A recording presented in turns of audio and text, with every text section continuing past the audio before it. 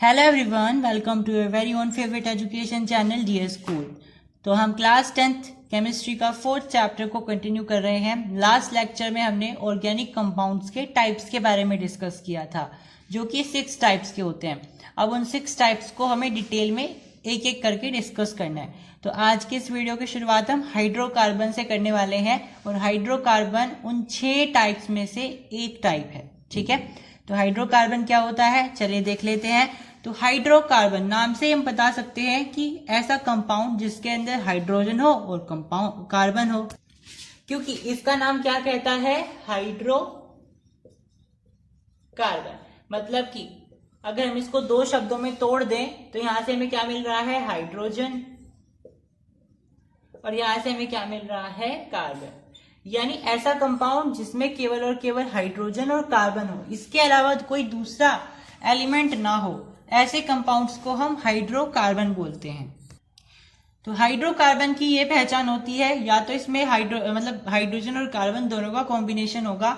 Hydrogen और carbon के अलावा हाइड्रोकार्बन में कोई तीसरा एलिमेंट नहीं होता है। ठीक है, अब हाइड्रोकार्बन के एग्जाम्पल्स क्या क्या होते हैं, तो भाई CH4 यानी मिथेन, C2H6 यानी इथेन, और C2H2 मतलब इथाइन। अब इनके नाम कैसे आए ये भी हम आगे देखेंगे नोमेनक्लेचर में। लेकिन एक इंपॉर्टेंट नोट है कि हाइड्रोकार्बन का जो नेचुरल सोर्स होता है हमारे नेचर में, वो सबसे बड़ा सोर्स क्या होता है, पेट्रोलियम होता है। जो पेट्रोलियम होता है जिसके अंदर से केरोसिन निकलता है, पेट्रोल निकलता है, डीजल निकलता है, पेट्रोलियम जेली निकलती है, और भी बहुत सारी चीजें निकलती है। ये सारी चीजें कार्बन कंपाउंड्स के कंस्टिट्यूएंट होते हैं, और वो भी कौन से, हाइड्रोकार्बन। तो हाइड्रोकार्बन जो नेचुरली पाए जाते हैं वो किस में पाए जाते हैं, पेट्रोलियम में पाए जाते हैं। वैसे तो बहुत सारी चीजों में पाए जाते हैं हाइड्रोकार्बन नेचुरली, लेकिन मोस्ट इंपोर्टेंट जो नेचुरल सोर्स है, यानी कि प्रकृति के द्वारा दिया गया हमें जो स्रोत है जिससे हम हाइड्रोकार्बन को ले सकते हैं, गेन कर सकते हैं, वो हमारे पास पेट्रोलियम होता है। पेट्रोलियम से हम बहुत सारे हाइड्रोकार्बन्स को निकाल सकते हैं। ठीक है, तो नेचुरली जो हमारे पास मोस्ट इंपॉर्टेंट नेचुरल सोर्स है हाइड्रोकार्बन का, वो क्या है, वो पेट्रोलियम होता है। अब हाइड्रोकार्बन भी 2 कैटेगरी में डिवाइडेड होता है। सबसे पहली कैटेगरी होती है सैचुरेटेड हाइड्रोकार्बन, और दूसरी कैटेगरी होती है अनसैचुरेटेड हाइड्रोकार्बन। अब सैचुरेटेड हाइड्रोकार्बन कौन से होते हैं, भाई वो हाइड्रोकार्बन जिनके अंदर केवल और केवल एक बॉन्ड होता है या सिंगल बॉन्ड होता है। यानी कि हाइड्रोकार्बन क्या होते हैं, कार्बन और हाइड्रोजन के कंपाउंड, यानी कि ऐसे कंपाउंड जिसके अंदर हाइड्रोजन और कार्बन के बीच में केवल एक एक का बॉन्ड हो, सिंगल बॉन्ड हो, उसको हम क्या बोलेंगे, सैचुरेटेड हाइड्रोकार्बन। एग्जाम्पल के लिए मिथेन है, देखिए यहाँ पे भी सिंगल बॉन्ड, यहाँ पे भी सिंगल बॉन्ड, और यहाँ पे भी सिंगल बॉन्ड। चारों के चारों बॉन्ड कैसे हैं, सिंगल हैं। यानी कि यहाँ पे ना तो कोई डबल बॉन्ड आया है, ना कोई ट्रिपल बॉन्ड आया है। ये सारे के सारे बॉन्ड कैसे हैं, ये सिंगल बॉन्ड्स हैं। तो ये कौन सा कंपाउंड हो गया, ये हमारा सैचुरेटेड हो गया। यानी अगर एक एक बॉन्ड आ रहे हैं तो वो सैचुरेटेड हाइड्रोकार्बन है। ठीक है, इसके अलावा में एग्जाम्पल देख सकते हैं प्रोपेन का। प्रोपेन में क्या होते हैं भाई, 3 कार्बन होते हैं। तो हमने यहाँ पे क्या कर दिया, हाइड्रोजन ऐड कर दिए।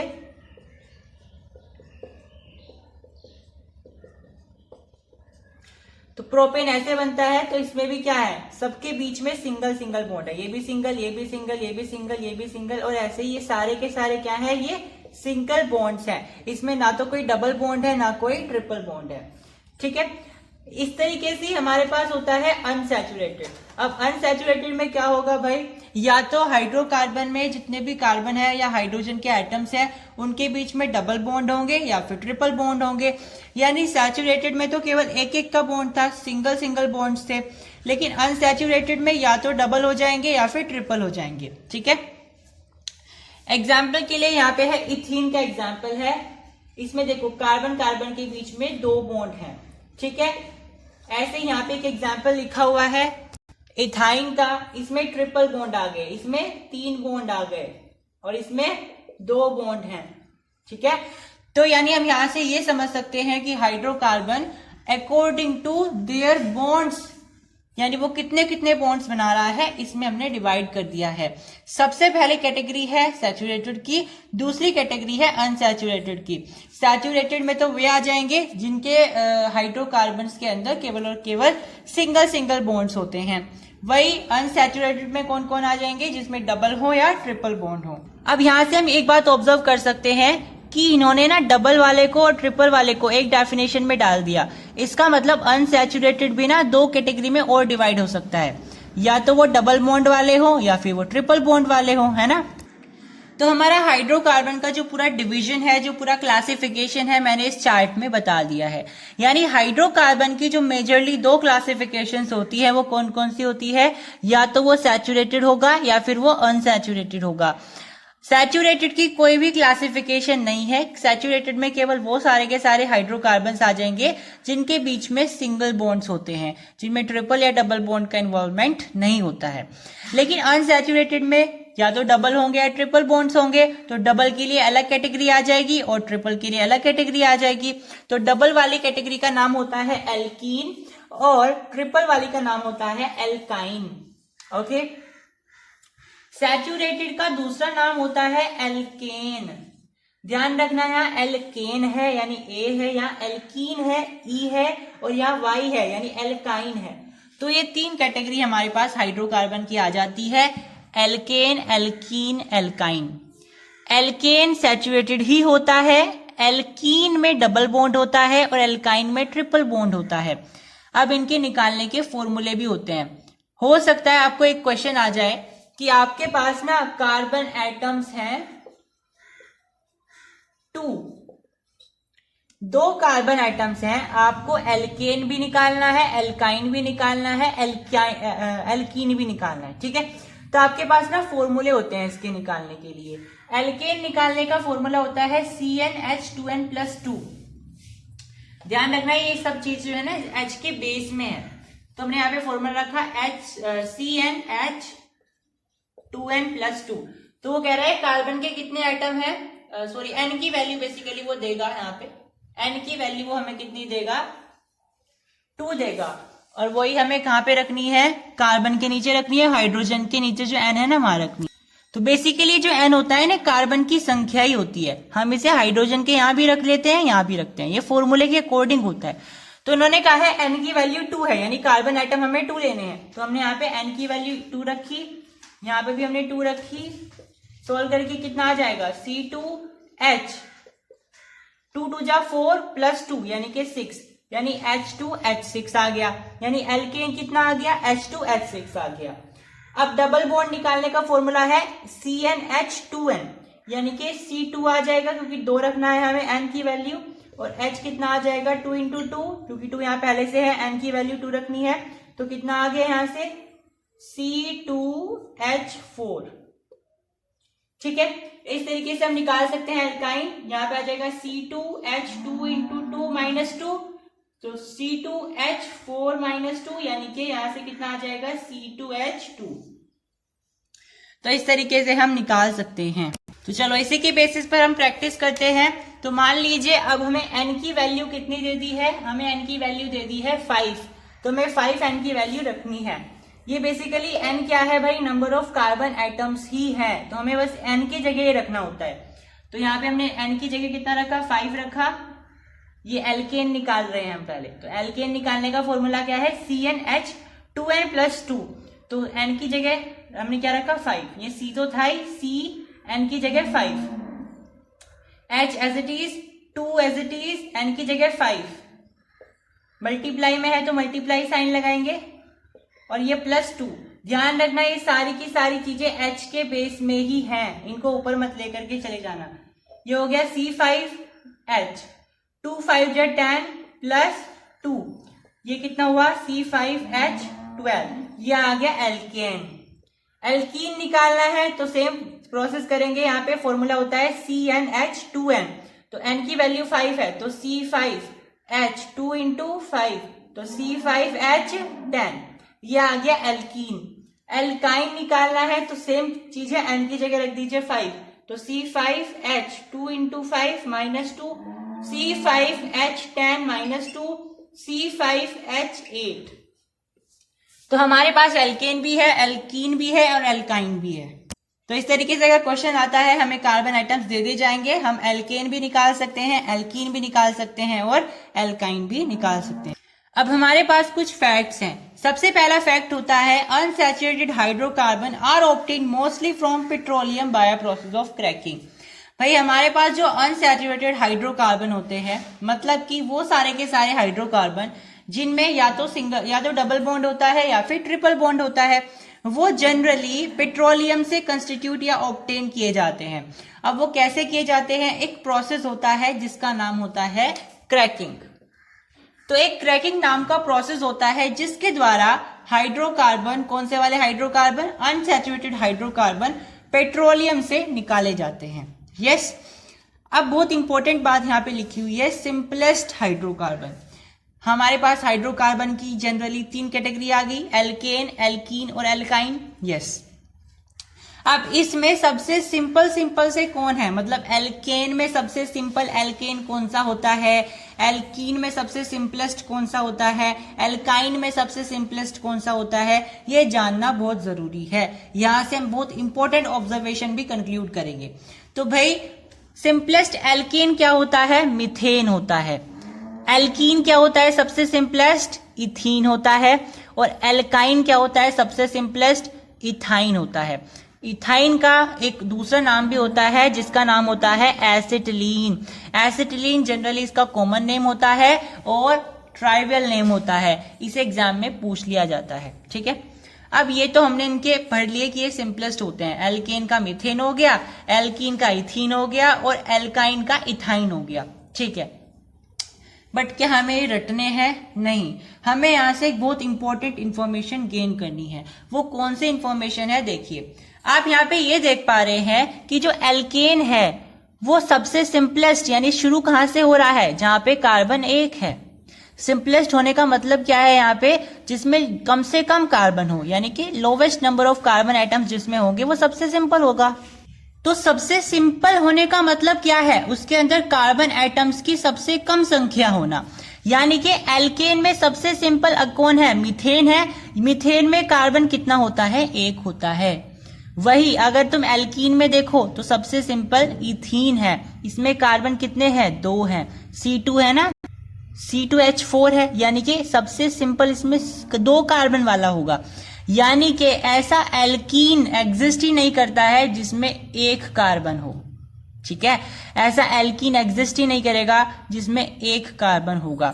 एल्कीन हमेशा 2 कार्बन वाले से स्टार्ट होगा, यानी सबसे सिंपलेस्ट एल्कीन 2 कार्बन वाला ही होगा। ऐसे ही एल्काइन में भी होता है। एल्काइन में भी सबसे सिंपलेस्ट इथाइन है जिसका फॉर्मूला है C2H2, यानी कि इसमें भी सबसे सिंपलेस्ट कौन सा होगा? जिसमें 2 कार्बन होंगे। 1 कार्बन वाला एल्काइन एग्जिस्ट नहीं करता है। ठीक है, तो यहां से हमें समझ में आ गया कि एल्केन कहां से शुरू होंगे? जहां पे एक कार्बन होगा, फिर 2 कार्बन आएंगे, फिर 3 कार्बन आएंगे। लेकिन एल्कीन की संख्या कहां से शुरू होगी? जहां पे 2 कार्बन होंगे।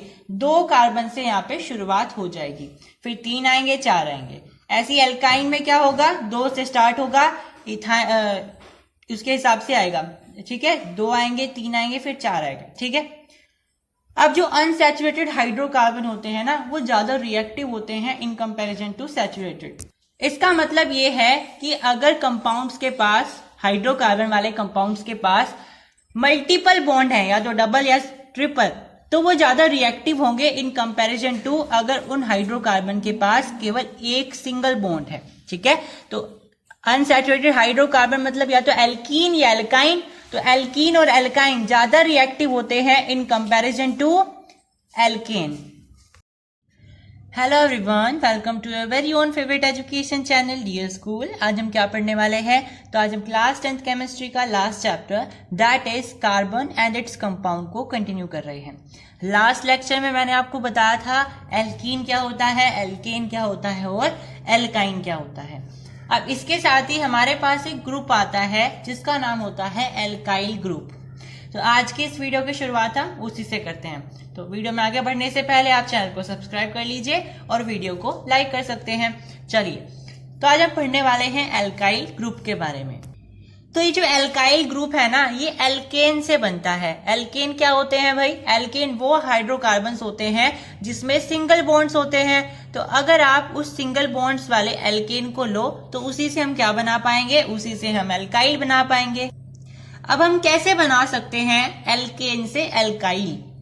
देखिए हमारे पास क्या होता है एल्केन में, एग्जाम्पल ले लीजिए एल्केन का कोई भी, मान लीजिए मैंने मीथेन ले लिया है, सबसे सिंपल एग्जाम्पल। अब इस मीथेन में ना हमें C1 है, यानी कार्बन हमें 1 दिखाई दे रहा है और हाइड्रोजन हमें 4 दिखाई दे रहे हैं। तो अगर किसी तरीके से हम इन 4 हाइड्रोजन में से एक हाइड्रोजन रिमूव करके कोई दूसरा यहाँ पे एलिमेंट डाल दें तो फिर वो क्या बन जाएगा? हमारा एक नया कंपाउंड बन जाएगा। लेकिन एक हाइड्रोजन हटा देने से जो हमारे पास यहाँ पे एक ग्रुप बनेगा वो क्या कहलाएगा? वो एल्काइल ग्रुप कहलाएगा। दोबारा से समझिए भाई, मेरे पास क्या था? मेरे पास CH4 था, इसमें कितने हाइड्रोजन है? 4 हाइड्रोजन है। मुझे एक हाइड्रोजन कम करना है। अब मुझे एक ही हाइड्रोजन कम करना है, चाहे उसमें 10 हाइड्रोजन हो, चाहे उसमें 4 हाइड्रोजन हो, चाहे उसमें 11 हाइड्रोजन हो, कितने भी हाइड्रोजन हो, मुझे एल्केन जो मेरे पास कंपाउंड होगा, हाइड्रोकार्बन होगा, उसमें से मुझे जितने भी हाइड्रोजन के एटम्स होंगे उसमें से केवल और केवल एक हाइड्रोजन हटा देना है। एक हाइड्रोजन हटा देने से क्या बन जाएगा? ये CH3 बन जाएगा। लेकिन क्या मुझे बताइए, क्या ये CH3 क्या ये स्टेबल कंपाउंड है? नहीं, ये कंपाउंड नहीं है, ये ग्रुप बन गया। क्योंकि यहाँ पे कार्बन के साथ कितने एटम्स जुड़े हुए हैं? अब यहाँ पे केवल और केवल 3 जुड़े हुए हैं। कार्बन को अपनी वैलेंसी पूरी करने के लिए कोई एक एलिमेंट जरूर यहाँ पे चाहिए। अब वो एक एलिमेंट कौन सा हो सकता है? जिसके लास्ट शेल में 1 इलेक्ट्रॉन्स हो, क्योंकि इसे 1 इलेक्ट्रॉन की जरूरत है ना। फिर वो शेयरिंग करके 2 बना लेगा, क्योंकि यहाँ से 6 मिल गए ना, एक इधर से, एक इधर से, एक इधर से, एक इधर से, एक इधर से, एक इधर से, तो 6 यहाँ पे इसके कंप्लीट हो गए हैं। इसे 1 चाहिए क्योंकि एक तो इसके पास ऑलरेडी है, तो इसे केवल और केवल 1 इलेक्ट्रॉन चाहिए। यानी कि यहाँ पे जो खाली जगह है, यहाँ पे एक ऐसा एलिमेंट आ सकता है जिसके लास्ट शेल में 1 इलेक्ट्रॉन्स हो, ठीक है, जैसे क्लोरीन होता है ना। तो अगर हम यहाँ पे क्लोरीन जोड़ देंगे तो एक नया कंपाउंड बन जाएगा। लेकिन अगर हम क्लोरीन नहीं जोड़ते हैं तो एक ग्रुप बन जाएगा जिसका नाम होगा CH3। और इस CH3 को हम कैसे रिप्रेजेंट करते हैं? ऐसे। इस डैश का मतलब क्या है? यानी यहाँ पे कोई और कंपाउंड जुड़ सकता है। यहाँ पे एक कंपाउंड की अभी जगह खाली है और उस कंपाउंड का इस CH3 वाले ग्रुप से केवल और केवल एक सिंगल बॉन्ड ही बन सकता है, डबल या ट्रिपल बॉन्ड नहीं बनेगा। क्यों नहीं बन पाएगा? क्योंकि एक एल्केन से बनता है ना। जो आपका एल्काइल ग्रुप बनता है वो एल्केन से बनता है, एल्काइन और एल्कीन से नहीं बनता है। तो भाई अगर हम समराइज करें तो एल्काइल ग्रुप कौन से होते हैं? अगर हम एल्केन में से एक हाइड्रोजन निकाल देते हैं तो हमारे पास वो एल्काइल ग्रुप बन जाता है। फिर आप उस ग्रुप को कंपाउंड बनाने के लिए उसमें कोई ऐसा ही इलेक्ट्रॉन डाल सकते हो जिससे कार्बन की वैलेंसी पूरी हो जाए। यानी ऐसा मेटल डाल सकते हो या ऐसा एलिमेंट डाल सकते हो जिसके लास्ट शेल में 1 इलेक्ट्रॉन हो और वो कार्बन से शेयरिंग कर सके, ताकि कार्बन का ऑक्टेट पूरा हो जाए और उसका भी काम हो जाए। जैसे क्लोरीन होता है भाई, क्लोरीन के लास्ट शेल में तो 7 इलेक्ट्रॉन है, लेकिन उसे चाहिए कितने? उसे 1 ही तो चाहिए। तो वो क्या करेगा? यहाँ पे उसे यहाँ से 1 मिल जाएगा और कार्बन यहाँ से उसके साथ 1 बना लेगा बॉन्ड, तो उसका भी काम हो जाएगा और कार्बन का भी। ये जो था मिथाइल ग्रुप। मिथाइल कैसे था ये? क्योंकि हमने मीथेन से बनाया है। यानी हमारे पास मीथेन था, हमने उसमें से 1 हाइड्रोजन हटा दिया, हमारे पास CH3 बन गया। तो इस ग्रुप को हम मिथाइल बोलेंगे क्योंकि ये मीथेन से बना हुआ है। अगर हम ऐसे ही इथाइल ग्रुप बनाना चाहें तो हम कैसे बनाएंगे? यानी H2H6 से अगर हम 1 हाइड्रोजन हटा दें, H2H5 बना दें, तो ये इथाइल बन जाता है। ठीक है। इथाइल किससे बनता है? इथेन से बनता है। और मिथाइल ग्रुप किससे बनता है? मीथेन से बनता है। तो आपके लिए एक होमवर्क है जो कि है प्रोपेन का, यानी C3H8 का। आपको इसका एल्काइल ग्रुप निकालना है। ठीक है, चलिए ये भी हम करा देते हैं। इसको कैसे बनाएंगे भाई? इसमें से हमें क्या करना है? 1 हाइड्रोजन रिमूव करना है। हमारे पास कितने हैं? ऑलरेडी 8 हैं। तो हम 8 में से 1 हटा देंगे तो क्या बनेगा? C3H7 बन जाएगा। इसे ऐसे रिप्रेजेंट करेंगे। क्योंकि ये प्रोपेन से बना हुआ है तो इसका नाम क्या हो जाएगा? प्रोपाइल हो जाएगा। तो हम जब भी एल्काइल ग्रुप बनाएंगे तो उसके एल्केन वाले जो आपके पास उसका मेन वर्ड रूट होगा उसके सामने हम YL लगा देंगे, क्योंकि एल्काइल में हम YL लगाते हैं।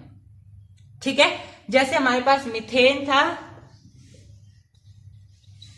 तो ये मीथेन कैसे आया ANE, ये आया था हमारे एल्केन के वजह से, क्योंकि एल्केन में भी लास्ट में ANE था, तो हमने मीथेन इसलिए लगाया था यहाँ पे ANE।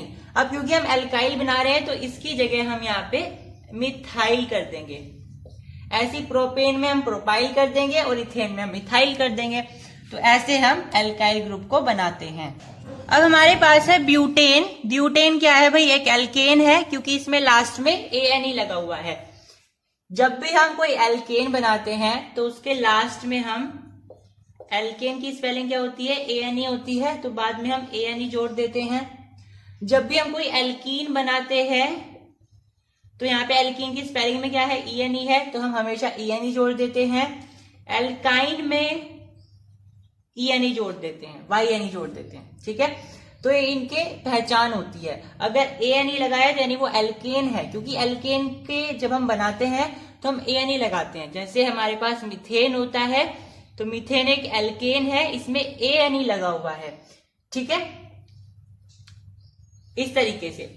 अब हमारे पास ये ब्यूटेन है, तो ब्यूटेन क्या है भाई, ANE से हम पहचान सकते हैं ये एक एल्केन है। ठीक है, अब इस एल्केन का हमें फंक्शनल ग्रुप बनाना है। कैसे बनाएंगे, सिंपल सी बात है। फंक्शनल ग्रुप नहीं, सॉरी, एल्काइल ग्रुप बनाना है। इसे हम कैसे बनाएंगे, इसका हम एक हाइड्रोजन रिमूव कर देंगे। तो C4H, भाई कार्बन में तो हमें कोई बदलाव करना नहीं है, हमें केवल और केवल हाइड्रोजन में बदलाव करना है। तो पहले 10 हाइड्रोजन थे, अब हमने कितने कर दिए, 9 कर दिए। और जैसे ही 9 करें, यहाँ पे एक ऐसा बॉन्ड आ जाएगा, क्योंकि इसमें अभी एक यूनिइलेक्ट्रॉनिक स्पीसीज की कमी है, मतलब एक इलेक्ट्रॉन वाले एलिमेंट की कमी है, तो इसलिए हम यहाँ पे एक सिंगल बॉन्ड बना देंगे। ठीक है, अब ये क्या बन गया है, एक एल्काइल ग्रुप बन गया है। ठीक है, अब इसका फंक्शनल ग्रुप का नाम कैसे रखेंगे, क्योंकि ये ब्यूटेन है, बस ANE की जगह हमें क्या कर देना है, YL कर देना है। तो हम क्या कर देंगे, यहाँ पे ब्यूटाइल कर देंगे। तो ये कौन सा कौन सा एल्काइल ग्रुप बन गया है, ब्यूटाइल बन गया। अब मेरे पास है पेंटेन, यानी कि C5H12। ठीक है, अब C5H12 ये एक पेंटेन है, यानी कि एल्केन का एक हाइड्रोकार्बन है। मुझे इसका एल्काइल ग्रुप बनाना है, तो हम कैसे बनाएंगे, इसमें से एक हाइड्रोजन कम कर देंगे फिर से, तो यहाँ पे आ जाएगा C5H11। ये बन गया हमारा एल्काइल ग्रुप। तो कैसे बनाएंगे इसका नाम आ जाएगा पेंटाइल, YL जोड़ देंगे बस। ठीक है, तो अब आपके लिए होमवर्क है, C6H14 का आपको एल्काइल ग्रुप बनाना है। ध्यान रखिए, कभी भी आप एल्काइल ग्रुप एक एल्कीन और एल्काइन का नहीं बना सकते हो, हमेशा एल्काइल ग्रुप एक एल्केन का बनता है। इसलिए अगर मैं आपको कहूं कि आप C2H2 का एल्काइल ग्रुप बनाओ, तो आप यहाँ पे चेक कर लो क्या ये एल्केन ग्रुप है भी या नहीं। कैसे चेक करोगे, इसका स्ट्रक्चर बना के चेक कर सकते हो। ठीक है, देखो इसका स्ट्रक्चर बना लो, या फॉर्मूले जो मैंने लिखवाए है ना, वो भी उससे भी कर सकते हो। पहले चलो फॉर्मूले से देख लो। फॉर्मूला क्या होता है एल्केन का, CnH2n+2। अब यहाँ पे इन्होंने कितने रखे हैं, कार्बन 2 रखे हैं, तो हमने n की जगह 2 रख दिया। 2 × 2 + 2, तो C2H4+2 यानी C2H6। यानी अगर ये एल्केन होता तो कार्बन के साथ 6 इलेक्ट्रॉन होते, यहाँ तो कार्बन के साथ 2 इलेक्ट्रॉन है, यानी ये एल्केन है ही नहीं। अब क्योंकि ये एल्केन नहीं है, तो इसका मतलब यहाँ इसका एल्काइल ग्रुप नहीं बन सकता है। ठीक है, अगर आपके पास एग्जाम में आता है कि इसका एल्कीन का या एल्काइन का अगर कोई एल्काइल ग्रुप निकालने के लिए आता है, तो वो पॉसिबल नहीं है। ठीक है, तो वहां पे आ जाएगा नॉट पॉसिबल। ठीक है, कभी भी हम एल्काइन या एल्कीन का एल्काइल ग्रुप नहीं निकाल सकते हैं। ओके, अब यही बात हम स्ट्रक्चर बना के भी तय कर सकते हैं या डिसाइड कर सकते हैं कि क्या कोई हाइड्रोकार्बन यहाँ पे जो दिया गया है, क्या वो वाकई में एल्केन है भी या नहीं, क्योंकि अगर एल्केन होगा तभी हम उसका एल्काइल ग्रुप निकाल पाएंगे। ठीक है, तो अगर हमें चेक करना है स्ट्रक्चर बना के, तो हम स्ट्रक्चर बना के भी चेक कर सकते हैं। देखिए कैसे बनाएंगे स्ट्रक्चर। तो मेरे पास है C2H2, मतलब कार्बन भी 2 ही होने चाहिए और हाइड्रोजन भी 2 ही होने चाहिए। तो मैंने क्या किया, यहाँ पे कार्बन रख दिए और 2 हाइड्रोजन रखने हैं, तो मैंने 2 हाइड्रोजन रख दिए। मुझे C2H2 का बनाना है, ठीक है। अब यहाँ पे हम बॉन्ड बनाएंगे। सबसे पहले सिंगल सिंगल बॉन्ड लगा के देखेंगे सब में, ठीक है। सिंगल सिंगल बॉन्ड का मतलब क्या होता है कि एक इलेक्ट्रॉन इधर से आया, एक इलेक्ट्रॉन इधर से आया, एक इलेक्ट्रॉन इधर से, एक इलेक्ट्रॉन इधर से, एक इलेक्ट्रॉन इधर से, एक इलेक्ट्रॉन इधर से, ठीक है। तो हाइड्रोजन की तो पूरी हो गई वैलेंसी, क्योंकि उसे तो लास्ट शेल में 2 ही चाहिए होते हैं, क्योंकि उसके पास ऑलरेडी एक इलेक्ट्रॉन होता है लास्ट शेल में। उसे केवल एक और चाहिए इलेक्ट्रॉन, ताकि उसके 2 इलेक्ट्रॉन पूरे होकर के उसका ड्यूप्लेट पूरा हो जाए। लेकिन कार्बन का देखिए, अब कार्बन का क्या पूरा हो रहा है? नहीं। देखिए कैसे, देखो इस हाइड्रोजन का पूरा हो गया, इस हाइड्रोजन का पूरा हो गया। अब कार्बन का देखो, 1 2 और 3 और 4, इतने ही हो रहे हैं। यस, एक कार्बन को देखिए वो कितने इलेक्ट्रॉन से कनेक्टेड है। तो 1 2 3 4, ये वाला जो कार्बन है ये 4 से कनेक्टेड है इलेक्ट्रॉन से, यानी इसे 8 पूरे करने के लिए अभी 4 और चाहिए। इसे 8 ही तो पूरे करने हैं। यहाँ पे देखिए इसके पास भी एक, इस वाले के साथ, इसके साथ भी क्या है, 1 2 3 4, इसके साथ भी 4 ही है। इसे भी कितने चाहिए? 4 और चाहिए अपना ऑक्टेट पूरा करने के लिए। यस, यानी सिंगल बॉन्ड से तो काम नहीं चलेगा, और सिंगल बॉन्ड नहीं चलेगा तो हम डबल बॉन्ड लगा के देखेंगे। कहाँ लगाएंगे डबल बॉन्ड? कार्बन कार्बन के बीच में ही तो लगाएंगे, क्योंकि अगर हमने यहाँ लगा दिया तो हाइड्रोजन का तो ऑलरेडी हमारे पास पूरा का पूरा कॉन्फ़िगरेशन है। अगर हमने यहाँ लगा दिया तो हाइड्रोजन का कॉन्फ़िगरेशन बिगड़ जाएगा, है ना। तो हम हाइड्रोजन के यहाँ नहीं लगाएंगे, हम इनके बीच में ही लगाएंगे, क्योंकि ये कार्बन ही ऐसे 2 हैं जो बैलेंस नहीं है। बैलेंस्ड इन द सेंस इनका कॉन्फ़िगरेशन पूरा नहीं है। तो हम यहाँ पे एक और बॉन्ड लगा करके देखेंगे, ठीक है। अब देखो, एक इलेक्ट्रॉन इधर, एक इलेक्ट्रॉन इधर, एक इलेक्ट्रॉन इधर, एक इलेक्ट्रॉन इधर। अब देखिए इस कार्बन के लिए 1 2 3 4 5 6, इसे 6 इलेक्ट्रॉन मिल गए। अब इसे 2 और इलेक्ट्रॉन चाहिए अपने 8 इलेक्ट्रॉन पूरे करने के लिए। इस कार्बन को देखो, 1 2 3 4 5 6, इसके पास भी 6 इलेक्ट्रॉन है, इसे 2 इलेक्ट्रॉन और चाहिए।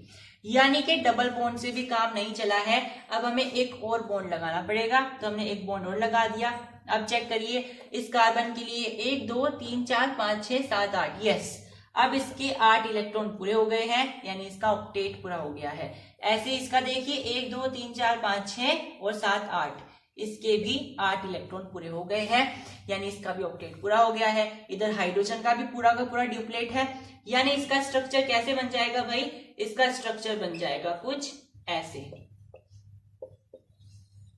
अब मुझे बताइए, यहाँ पे ट्रिपल बॉन्ड आ गए, तो क्या ये एल्केन है? नहीं, ये एल्केन नहीं है। ये क्या है? ये हमारा एल्काइन है। तो इसमें हम एल्काइल ग्रुप नहीं निकाल सकते हैं, ठीक है। तो स्ट्रक्चर बना सकते हो आप, या फिर आप डायरेक्ट फॉर्मूले से कर सकते हो, जैसा कि मैंने आपको सिखा दिया। अब हमने पढ़ लिया कि हाइड्रोकार्बन ना सैचुरेटेड होते हैं, अनसैचुरेटेड होते हैं, यानी एल्कीन होते हैं, एल्केन होते हैं और एल्काइन होते हैं। इसके अलावा भी ना हाइड्रोकार्बन हमारे साइक्लिक भी होते हैं, ठीक है। चलिए अब उनको पढ़ लेते हैं। साइक्लिक में क्या होगा बेसिकली, अब तक जो हम पढ़ रहे थे एल्कीन, एल्काइन और एल्केन, वो क्या था? वो हमारी चेन्स में थे, ऐसे स्ट्रेट चेन्स में थे, है ना, सबके सब स्ट्रेट चेन में थे। तो अगर हम इनको साइक्लिक फॉर्म में ले आए, मतलब साइकिल वाली फॉर्म में ले आए, तो ये साइक्लिक हाइड्रोकार्बन हो जाएंगे। यस, तो ये हमारे साइक्लिक हाइड्रोकार्बन हो जाएंगे। तो इसकी डेफिनेशन भी क्या है? The hydrocarbon in which carbon atoms are arranged in the form of ring. तो अगर हाइड्रोकार्बन ऐसा है जिसमें कार्बन एटम्स एक रिंग की फॉर्म में एक दूसरे से अरेंज्ड हैं, तो वो हाइड्रोकार्बन कौन सा होता है भाई? वो हाइड्रोकार्बन साइक्लिक हाइड्रोकार्बन होता है। जैसे एग्जाम्पल के लिए मेरे पास यहाँ पे लिखा है साइक्लोहेक्सेन। यहाँ पे देखो, ये सारे के सारे कार्बन क्या है? एक साइकिल में अटैच हैं। इसमें देखिए कितने इसमें देखिए कितने कार्बन एटम्स हैं? 1 2 3 4 5 6, इसमें 6 कार्बन एटम हैं। और 6 कार्बन के लिए ना हम एक वर्ड यूज करते हैं हेक्स, वो हम आगे बढ़ेंगे, टेंशन मत लीजिए, फिलहाल के लिए समझ लीजिए 6 कार्बन के लिए हेक्स एक वर्ड यूज किया जाता है। अब क्योंकि ये हेक्स तो है, अब इसके बीच में कितने कितने बॉन्ड्स हैं, सिंगल सिंगल बॉन्ड्स हैं, यानी ये एल्केन है, तो हम हेक्सेन लिख सकते हैं, यस। लेकिन ये साइक्लिक फॉर्म में भी तो है, तो हम इसके आगे साइक्लो वर्ड जोड़ देंगे, तो ये साइक्लोहेक्सेन हो गया, यस। एक और एग्जांपल से देखिए, ये भी क्या है हमारे पास, साइक्लो हाइड्रोकार्बन है, साइक्लिक हाइड्रोकार्बन है, यस। देखिए इसमें कितने कार्बन के एटम है, 1 2 3 4 5 6, यानी इसमें मेरे पास कार्बन के एटम्स 6 हैं। 6 के लिए हम हेक्स वर्ड यूज करते हैं, यस, तो मैंने यहाँ पे लिख दिया हेक्स। अब देखिए इसमें बॉन्ड कैसे हैं, ये डबल डबल बॉन्ड भी तो दिखाई दे रहे हैं, यस।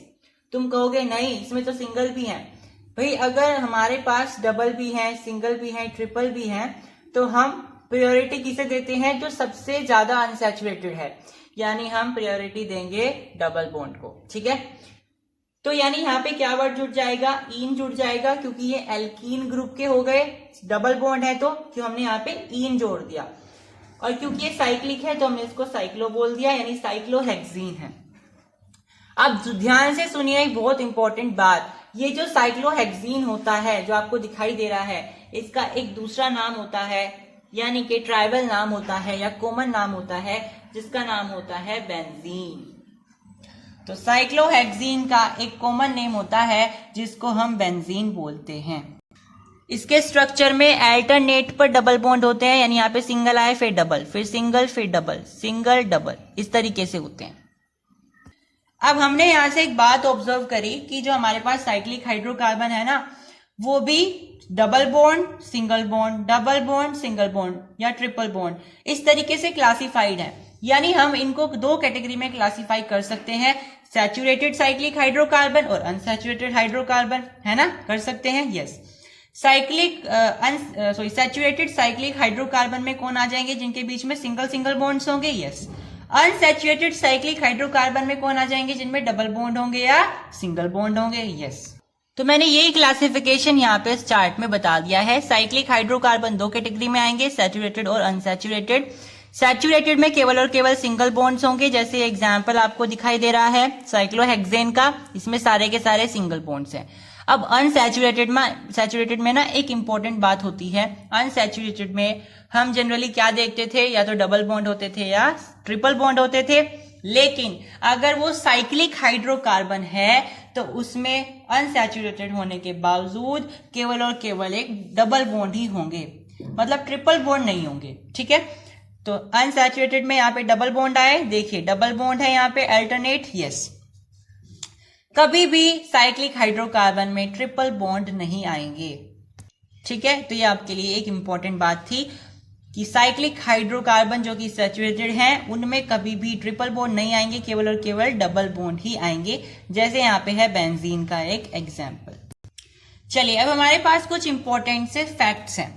सबसे पहला फैक्ट है, saturated hydrocarbon is also known as paraffin और एल्केन्स, यानी कि जो आपके सैचुरेटेड हाइड्रोकार्बन्स होते हैं उसको आप पैराफिन भी बोल सकते हो और एल्केन भी बोल सकते हो। एल्केन तो मैंने आपको पहले भी बताया है, और साथ में एक एडिशनल इंफॉर्मेशन है कि सैचुरेटेड हाइड्रोकार्बन को आप पैराफिन भी बोल सकते हो। ध्यान रखने वाली बात यह है कि ये जो सैचुरेटेड हाइड्रोकार्बन यहाँ पे लिखा है, ये साइक्लिक वाला नहीं है जो हमने अभी पढ़ा है, वो नहीं है, ये पहले वाला है। जो हाइड्रोकार्बन के मैंने आपको 3 टाइप बताए थे ना, एल्केन, एल्कीन और एल्काइन, उसमें एल्केन क्या होते थे, सैचुरेटेड होते थे, तो ये वही वाला हाइड्रोकार्बन है, ये साइक्लिक नहीं है। तो सैचुरेटेड हाइड्रोकार्बन को आप पैराफिन भी बोल सकते हो और एल्केन भी बोल सकते हो, ठीक है। साथ में एक इंपॉर्टेंट इंफॉर्मेशन ये भी है, या एक क्वेश्चन है, why carbon not make C2 और share 4 electron by both sides. यानी कि आपने हमेशा देखा होगा कि हमें कार्बन ऐसे नहीं दिखाई देता है, जैसे O2 ऐसे दिखाई देता है, कभी भी कार्बन ऐसे नहीं दिखाई देता है, ठीक है, C2। तो ये पूछ रहा है, उसका रीजन बताइए कि कार्बन अपने 4 बॉन्ड क्यों नहीं बनाता, यानी ट्रिपल बॉन्ड तक ही क्यों रहता है सीमित, है ना। कभी ऐसे तो नहीं दिखाई देता ना इंडिविजुअल, आपको ऐसे दिखाई दे जाएगा C2H2, वो दूसरे के साथ अटैच है, लेकिन यहाँ पे वो कह रहा है सिंगल, जैसे O2 पाया जाता है, ऐसे क्यों नहीं पाया जाता है कार्बन। तो ये उसका क्वेश्चन पूछ रहा है। या फिर इसको आप ऐसे भी इमेजिन कर सकते हो कि C2 का स्ट्रक्चर कैसे बनेगा भाई, ऐसे बनेगा। यानी ये वाला जो कंपाउंड है, ऑर्गेनिक कंपाउंड है, ये एग्जिस्ट क्यों नहीं करता है? तो इसका जवाब है, अगर ऐसे होने लग गया कि कार्बन 4-4 बॉन्ड बनाने लग गए तो इलेक्ट्रॉन डेंसिटी उस पर्टिकुलर कंपाउंड में इतनी ज्यादा बढ़ जाएगी कि वो कंपाउंड अनस्टेबल हो जाएगा। जितने कम बॉन्ड्स होते हैं ना, उतना ही ज्यादा वो कंपाउंड रिएक्टिव नहीं होता है, मतलब उतना ही ज्यादा वो क्या होता है, उतना ही ज्यादा वो स्टेबल होता है। अगर डबल बॉन्ड आए तो थोड़ा सा अनस्टेबल होगा, ट्रिपल बॉन्ड आए तो थोड़ा और अनस्टेबल हो जाएगा, रिएक्टिव हो जाएगा एक तरीके से। अगर 4 के 4 बॉन्ड बनने लगे तो फिर वो इतना ज्यादा अनस्टेबल हो जाएगा कि वो एग्जिस्ट ही नहीं करेगा।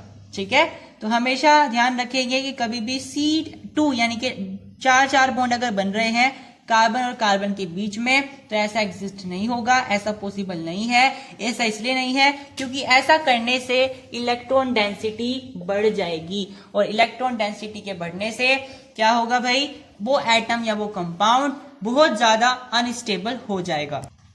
इलेक्ट्रॉन डेंसिटी का, तो इलेक्ट्रॉन डेंसिटी क्या होता है, इलेक्ट्रॉन डेंसिटी होता है किसी भी कंपाउंड में एक पॉइंट पर नेगेटिव चार्ज की अमाउंट या रिलेटिव अमाउंट कितनी है। यानी यहाँ पे हमारा टोटल कंपाउंड कौन सा है, C2 है, यानी कि 4 इसमें बॉन्ड लगे हुए हैं। यानी एक ही पॉइंट पर नेगेटिव चार्ज यानी इलेक्ट्रॉन की इतनी ज्यादा क्वांटिटी है, यानी इलेक्ट्रॉन डेंसिटी इतनी ज्यादा बढ़ जाएगी तो कंपाउंड अनस्टेबल हो जाएगा। इलेक्ट्रॉन डेंसिटी हमेशा फैली होनी चाहिए, यूनिफॉर्मली डिस्ट्रीब्यूटेड होनी चाहिए कंपाउंड में। ठीक है, लेकिन यहाँ पे वो एक ही जगह पर इतनी सारी हो गई है तो वो बैलेंस नहीं हो पा रही है, वो अनस्टेबल हो गया है कंपाउंड, तो ऐसा कंपाउंड कभी एग्जिस्ट नहीं करेगा। एक और इंपॉर्टेंट इंफॉर्मेशन होती है कि कार्बन कंपाउंड जब बॉन्ड बनाता है ना, तो उसमें कभी भी आयंस नहीं बनते। ठीक है, जैसे आपके पास CH4 बना, तो अगर आप इसकी बॉन्डिंग करवा रहे हो कार्बन की हाइड्रोजन से, CH4 बनवा रहे हो, तो कभी भी इसमें क्या होगा, इसमें कभी भी कोई आयंस नहीं बनेंगे। ठीक है, तो कार्बन कंपाउंड जब भी बनते हैं कभी भी आयंस की फॉर्मेशन नहीं होती है।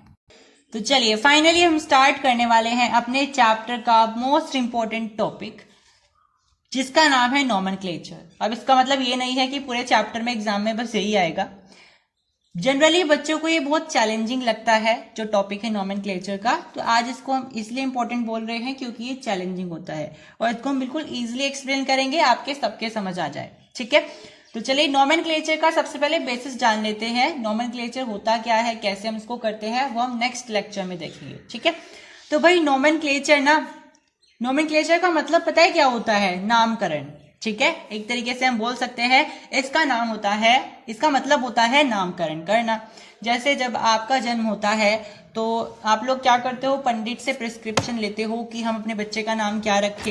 तो फिर पंडित जी क्या कहते हैं कि इस बच्चे का नाम ना आप इस अक्षर से रखो, कुछ कोई भी पर्टिकुलर अक्षर बताते हैं, तो आपके मम्मी पापा क्या करते हैं, उसी पर्टिकुलर अक्षर से आपका नाम रखते हैं।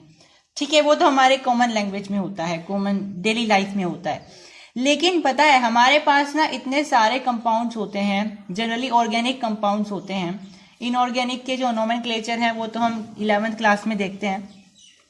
बाकी जो ऑर्गेनिक कंपाउंड्स हैं, जैसे कि मैंने आपको फर्स्ट लेक्चर से बता रहे हैं, हम आपको सेकंड में भी बताया था कि ऑर्गेनिक कंपाउंड्स ना इतने सारे होते हैं कि उनके हर एक के नाम अगर हम जनरल ऑफिशियली रखना स्टार्ट कर देना तो बहुत टाइम लग जाएगा, बहुत ज्यादा मतलब तरीके से मिश्रण हो जाएगा, याद नहीं रख पाएंगे हम उनके नाम, है ना। तो इसलिए क्या किया गया कि इनके ना रूल्स बना देते हैं, तो कुछ नियम निकाले गए और वो उन नियम के अनुसार हम उनका नाम खुद बना देते हैं और खुद ही उनके नाम रखते हैं। ठीक है, नहीं तो क्या हो रहा था, अलग अलग कंट्रीज क्या कर रही थी, अलग अलग नाम रख रही थी। अलग अलग कंट्रीज के साइंटिस्ट कह रहे थे मीथेन को कुछ और, अमेरिका के कह रहे थे कुछ और, ऑस्ट्रेलिया के कुछ और।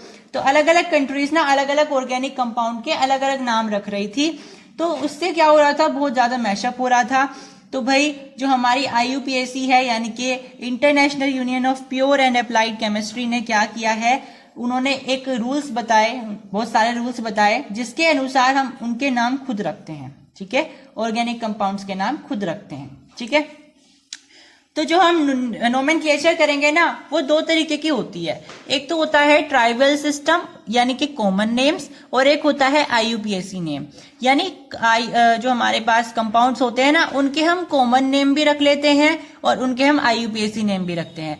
IUPAC के लिए रूल्स होते हैं लेकिन कॉमन नेम्स के लिए कोई रूल्स नहीं होते हैं, वो हम अपने आप ही रख लेते हैं। इसको हम ट्राइबल सिस्टम भी बोलते हैं। तो कॉमन नेम्स होते हैं यानी हम जो आमतौर पर किसी भी सब्सटेंस को नाम दे देते हैं, ठीक है, वो होते हैं हमारे पास कॉमन नेम।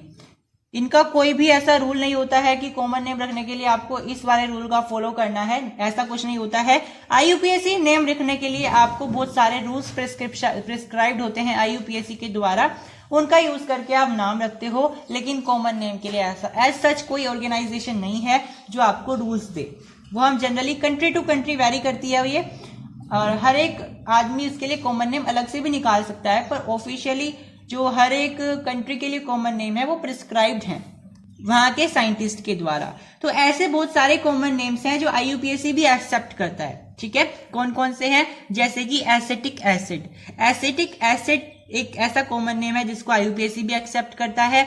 दूसरा नाम है फॉर्मिक एसिड और तीसरा है मार्श गैस यानी कि CH4, यानी मीथेन का जो कॉमन नेम होता है वो मार्श गैस होता है और इसको IUPAC भी एक्सेप्ट करता है। तो भाई नोमेनक्लेचर हमारे दो तरीके से हो सकते हैं, तो कॉमन नेम्स या IUPAC नेम। कॉमन नेम्स भी हम आपको साथ साथ बताते जाएंगे जब आगे पढ़ेंगे। बाकी अभी यह 3 कॉमन नेम्स होते हैं जो IUPAC भी एक्सेप्ट करता है। नेक्स्ट लेक्चर में हम स्टार्ट करने वाले हैं नोमेनक्लेचर को रूल्स के साथ, डिटेल्स के साथ, ठीक है। तो इस वीडियो में इतना ही। Hope you have subscribe to the channel and like the video as well, share the channel as well. Thank you.